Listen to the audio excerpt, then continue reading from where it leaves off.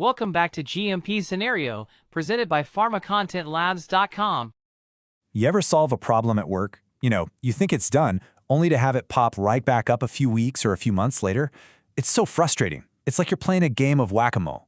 Well, in the world of quality systems, this isn't just frustrating. It can be a really serious failure. So today, we're going to dive in. We're going to figure out why some problems are just masters of disguise, and more importantly, how we can unmask the real culprit for good. So this is it. This is the central mystery we're trying to crack. Why do these zombie problems keep rising from the dead? I mean, you put a fix in place, you close the file, you move on with your life. But somewhere deep down in the system, the real root of the issue is just lurking, waiting for the perfect time to show its face again. This quote just hits the nail on the head. It perfectly captures the scene of the crime, right? Picture this. A quality review finds an issue. A team scrambles, they revise a form, they update some procedure, and victory. Everyone pats themselves on the back. But the thing they missed, the actual process driver, the thing that caused the problem in the first place, it's still there, completely untouched. And that leads us to this really crucial idea, the decoy fix. This is that obvious, easy solution that looks great on paper. It's the fix that makes you feel all productive, but in reality, it's nothing more than a distraction. It's the decoy that cleverly pulls your attention away from the real culprit, who's often hiding in the much more complex shadows of your process. Okay, and this table really lays out the stakes. On the left, you've got the symptom fix. That's our decoy. Yeah, it might make the pain go away today, but look, the risk is still there in the system, and that basically guarantees it's going to fail again. But on the right, that's the real goal, the root cause fix. It doesn't just put a bandage on the wound, it removes the cause completely. It eliminates the risk, and it stops that problem from ever coming back. There's actually a technical term for this whole mess. It's called a CAPA design failure. CAPA, that stands for corrective and preventative action. And a design failure here isn't just some simple mistake. It's a huge flaw in your whole problem-solving approach. You've corrected the visible issue, sure, but you've totally failed on the preventative part, because that root cause is still alive and kicking. So, how do we avoid falling into this trap? Well, we have to become investigators. It's time to put on our detective hats and learn how to properly hunt for the true root cause, not just the easy-to-spot symptoms that are waving at us.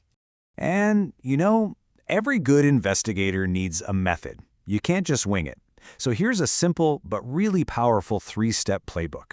First, you confirm you have actual evidence for your root cause, not just a hunch. Second, you map out all the contributing factors, and we'll get to those in just a second. And then finally, you redesign your fix not just to correct, but to prevent. Now, here is a critical piece of the puzzle for any investigation.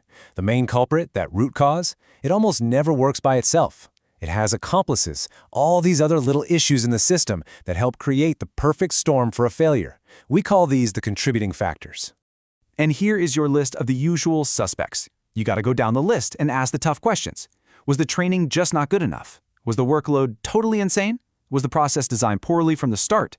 Were the controls weak or non-existent? Was there a lack of supervision? Did the team even have the right tools for the job? You have to investigate every single one of these to see the whole network that allowed the failure to happen. All right, so once you've found the root cause and all of its accomplices, you're ready for the final, most satisfying step, closing the case. But listen, we're not just closing it. We are locking it down so tight it can never, ever be reopened. And that means building a system that is truly preventative. This comparison right here is absolutely key.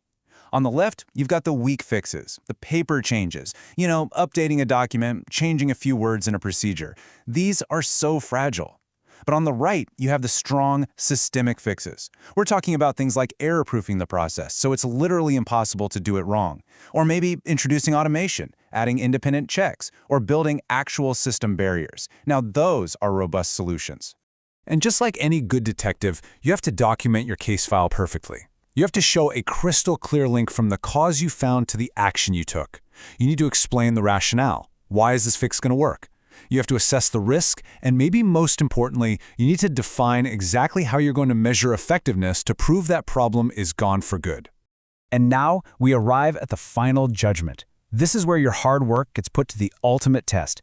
Because in a lot of industries, it's not enough to just believe you solved the problem. You have to prove it, often to a very skeptical inspector.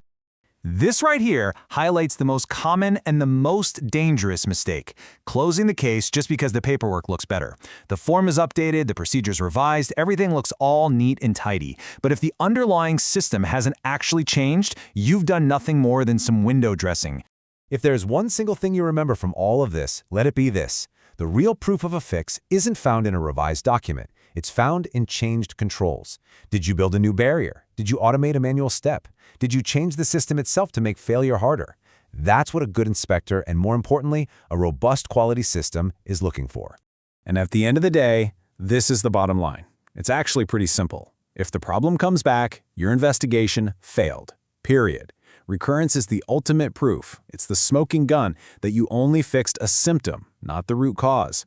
All that beautiful paperwork you did means absolutely nothing if the failure happens again. So, I'll leave you with this question to chew on. I want you to take a look at your own processes, your own solved problems. What decoy fixes have you put in place? And, maybe more importantly, what silent risks are still hiding out in your system, just waiting for their chance to come back and cause trouble all over again?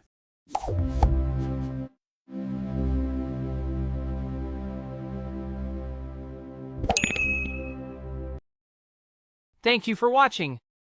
If this helped, like and subscribe. More GMP scenarios coming.